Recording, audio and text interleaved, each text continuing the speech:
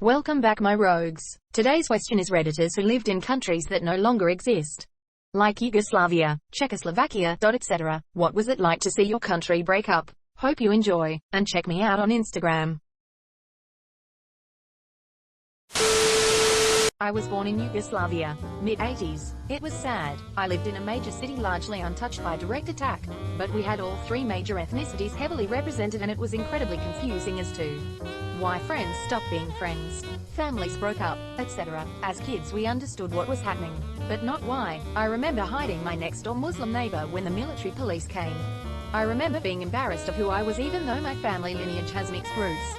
I remember weeks without electricity, without running water, doing homework by candlelight, military rations, one bottle of oil to last months. Flour was scarce, the river would carry sounds of gunfire and explosions. I saw my dad only a few times in 5 years. Afterwards I remember thinking that was lucky. Some didn't see their dads at all. I remember my dad spending what little time he had at home, teaching me how to use various guns, just in case. Afterwards, some people lost their minds. One of the soldiers was convinced the enemy was still there, ever present. He would place small explosives that looked like hand food in the cupboards where his wife and kids were, in his mind to protect them. Her couple drank themselves to death. I always believed they died in the forest outside the town years ago. Businesses closed, factories were empty, there was still work for some, but no pay. The currency was worthless. You'd get paid sometimes, in the morning, and by the afternoon at wasn't even enough for a roll of toilet paper. Weird, scary times. Air raid sirens would interrupt soccer games. I remember wondering why I couldn't see some of my friends. Explanations back then didn't make sense. They still don't. For the people that lived, worked and played together, we never wanted that shit. It was pushed on us, manipulated us, played to our fears and insecurities. Maybe it would have happened eventually regardless. Well, Czechoslovakia divided into Czech and Slovak Republic, and honestly it's pretty much the same. The languages are almost identical and there is pretty much no difference between the two countries, except for the fact that Czechia is bigger and has a little bit better economy. Source: I'm from Slovakia. I lived in Moscow before the USSR got dissolved. One thing that was jarring in the aftermath was the emergence of a lot of Western chains we previously had no exposure to. I remember going to my first McDonald's in 1991. A funny anecdote I heard is that the service staff had to be trained to act more friendly, like they would in American restaurants. To be fair, it was a stressful and uncertain period. We emigrated from the USSR about a year before it broke up, so technically I'm a Soviet. What makes everything more complicated is that we're from Crimea, which was recently annexed by Russia. I opened a new bank account a while back and one of the details I had to fill is where I'm originally from. It was an electronic book with a menu, no option to select USSR and pick either Ukraine or Russia would be taking a political standpoint. It was a very weird experience. Breaking Czechia from Slovakia wasn't a big deal. In the shadow of the fall of the communism, one day they were simply gone like a lover in the morning, and that was alright. I was born at the end of the Bosnian War 1995, following the breakup of Yugoslavia CCA 1992. So I can't remember the breakup, but I remember the post-breakup post-war years. Having very little money, the city Sarajevo was bombed to shit. And 95% of buildings either had bullet holes or were torn down. I remember watching German channels like Togo, and all the cool toys the German kids had, that you couldn't buy in my country at the time. My dad drove a Yugo 55, Google it. The bodywork on that car was full of shrapnel holes. He replaced the engine. Later, my dad did the bodywork on the car himself, but he didn't have money for car paint. So he painted it with paint used for mailboxes. No supermarkets, only small stores and markets. Now the country looks and feels like any other European country, but back then it was a whole different story. I was born in the USSR 2 months before it collapsed, so I don't personally remember anything, but my parents do. Everything was basically chaos. Most of the businesses that were previously funded by the government had no chance of competing with Western businesses, so many of them went bankrupt, and that meant that lots of people, including my father, lost their jobs, and lots of unemployment then led to lots of crime. The 90s were a crazy time full of riots, crimes and violence in many former Soviet countries. I used to live in East Germany. It was a relief. A family friend grew up in East Germany. When she's had too much to drink, she gets very nostalgic about it and even sheds some tears. She's very defensive of East Germany and says that as a child it was amazing. Another family friend is from Czech Republic, and my boyfriend and his brother are from Slovakia, all born before the split. None of these guys seem to care. They say it's still just the same to them. I was born in 70s, and I can still clearly remember everything how my country Yugoslavia fell apart. There is a reason why the former Yugoslavs, Bosnians in particular, are the most vocal about the global democratic backsliding and specifically the US descent to unlawfulness. I'd listen if I were you. We learned all of this the hard way. To be specific, watching Yugoslavia fall apart was exactly like now watching US fall apart. One by one, social norms and checks and balances, a federal state being ignored and nobody gives a damn.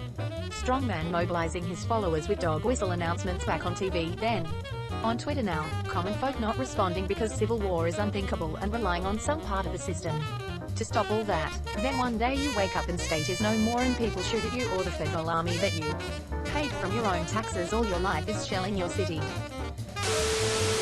My dad and my uncles had to literally fight in a war to gain freedom. We were called East Pakistan.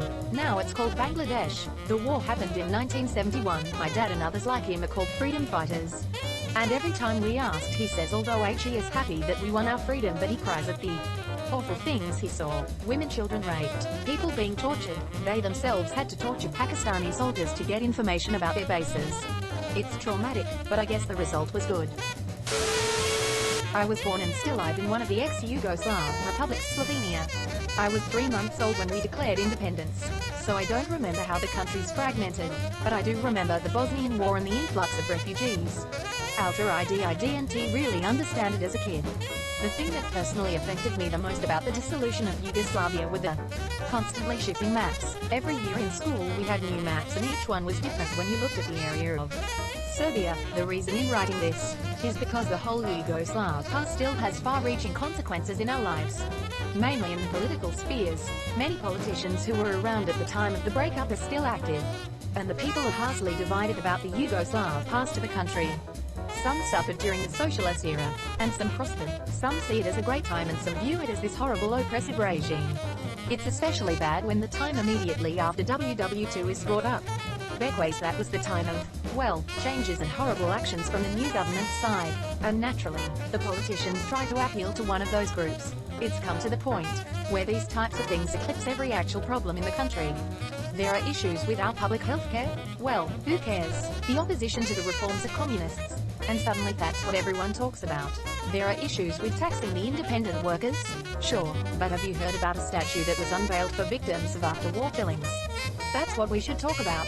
Every single issue is swept away by just shifting the focus to something that happened in the time of Yugoslavia, and who did what and who deserves to be punished. And people who actually lived through those times just eat that shit up.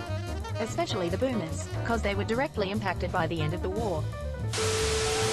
Czechoslovakia was honestly a pretty great country in the 80s. During socialism, shelves were full, cars were widely available and travel was eased. On top of that, military conscription was also a thing, which based on family was meh. I'm watching it happen right now where I live. The component countries used to get along fine. The economic benefits behind being part of a big cohesive group were great. Recently though, nationalism started to appear and foreigners were being blamed for our problems. Once the idea that your tribe is superior appears, the definition of your tribe gets smaller. Our democratic process doesn't help because we vote for local representatives rather than being encouraged to think big picture. So we've left the EU to become a small fish in a big pond. And having established the principle, are now considering devolving further into separate countries of Scotland, Ireland, maybe Wales and England. Wonder how long America has left. Doesn't exactly answer the question, but the breakup of the Eastern Bloc and USSR affected capitalist countries on the other side of Iron Curtain as well. We had a massive recession in Finland during the early 90s, since USSR was an important business partner during Cold War and now it was gone. My parents are from Croatia but they didn't live in Yugoslavia in 1991.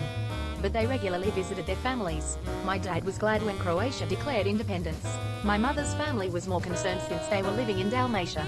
My mom told me this story that on the day Milan Babic declared the state of war over the Krajina, her family fled their homes the same day, but my dad, he wanted to see what is happening there, so he decided to drive to Venkovac, a town occupied by Serb rebels. He thought of it as an adventure, but they could have easily killed him if they found out that he was a Croat. Luckily, nothing happened to him and he returned.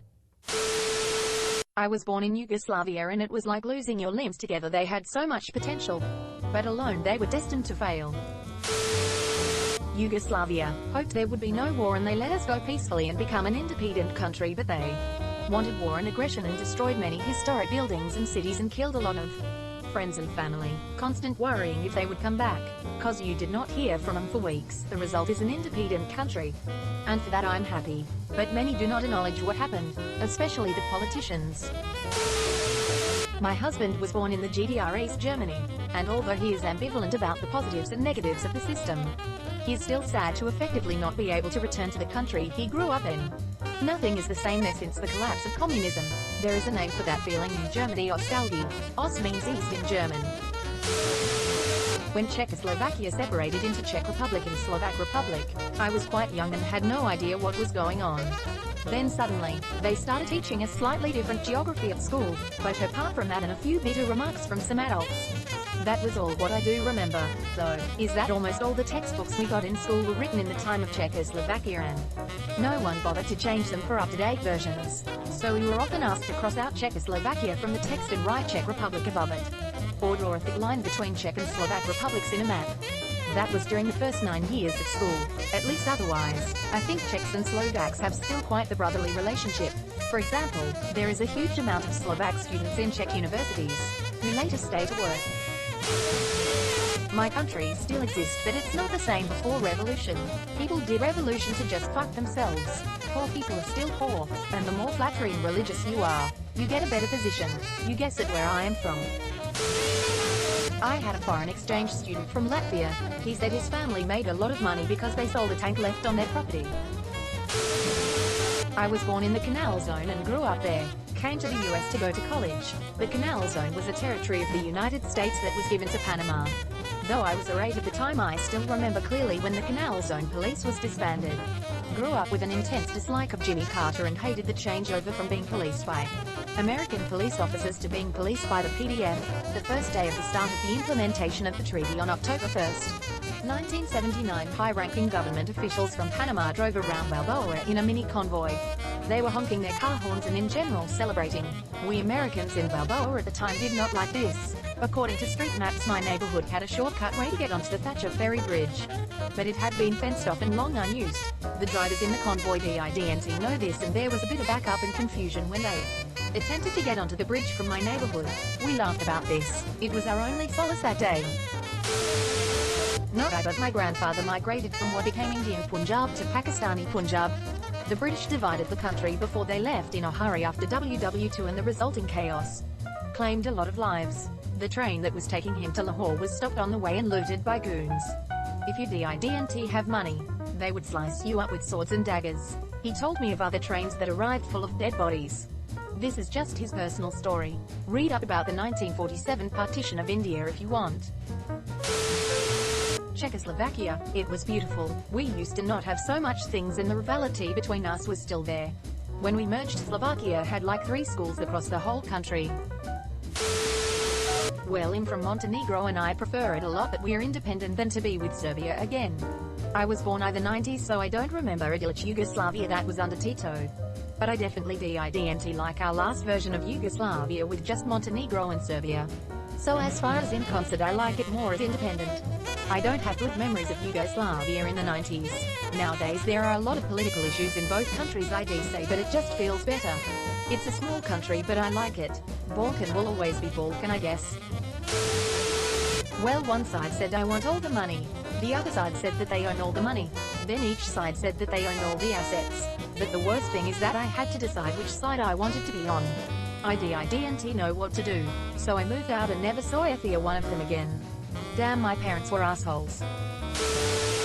I was born in Romania in '96, so way after the collapse of communism, and even though Romania always was its own nation, it was also just a Soviet satellite state, so the USSR always had influence over there. Anyhow, my mother told me many stories about her time growing up before the collapse and what happened during and after. When she reminisces, she's always telling a positive story, saying good things about her upbringing and way of life, but of course after the collapse everything went to shit immediately.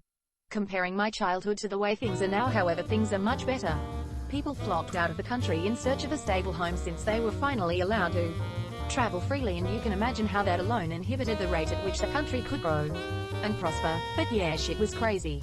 People became more bitter since everyone was fighting for scraps and politicians were trying to establish a new government for the first time in decades. Corruption never left because it was a Soviet way of life and they've accepted things to remain the same. Until now the damage still exists, but luckily the country has improved significantly, especially after our ascension into the EU.